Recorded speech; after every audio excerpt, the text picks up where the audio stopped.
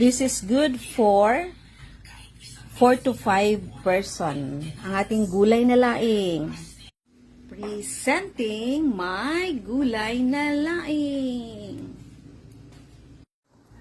Tara na mga lods, samahan nyo kung panoorin kung paano ko niluto ang ating masarap na gulay na laing.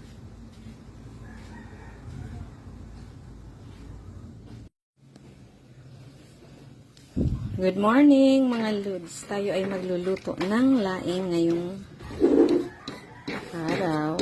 Ayan yung ating gata, kumukulo na. At dahil kumukulo na siya, lagay muna natin yung bawang. Sunod natin yung luya.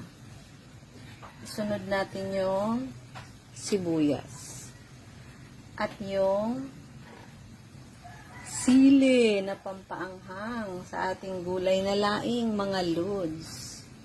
Kasi sa laing, masarap yung medyo maanghang.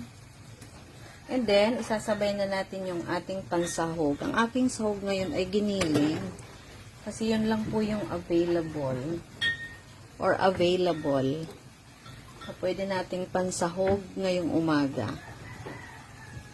So, haluin natin ng konti. Lutong-luto na po yung gata. Pwede nang ilagay yung talbos ng gabi or laing.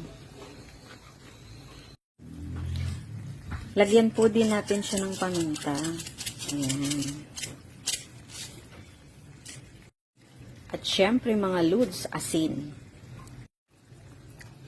At dahil andyan na lahat yung mga sangkap at lutong-luto na rin po mga lods yung gata, pwede na po natin ilagay yung laing. So, ilagay na po natin. And yan nga, mga lods, nalagay na po natin yung dahon ng gabi or yung laing. We'll just wait for a minute para maluto ito. Kasi hindi naman siya katagalang iluto yung gabi. Lalo pag medyo fresh pa po yung dahon. Ayan. Isn't it look yummy mga lods, ang aking gulay? Ayan. Ayan. So, tips lang para doon sa mga mahilig po magluto ng gulay. Pag kayo po ay nagluluto ng gulay mga lods, ang gawin nyo is iluto nyong mabuti yung gata bago nyo ilagay kung ano yung inyong gugulayin. Say for example, itong laing.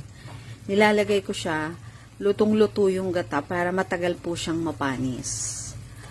Kaya, usually, pag ako po nagugulay, hindi ako naglalagay nung yung tinatawag nila na kakanggata or yung kung sa Bicol tawagin liputok kasi kalimitan yung kakanggata or liputok na yung pang-last natin nilalagay, hindi siya nalulutong mabuti. Kaya madaling mapanis yung gulay. So, yan po ang aking sekreto sa mahabang buhay na gulay. So, yun nga po mga lods, luto na ang ating gulay na laing. Ayan.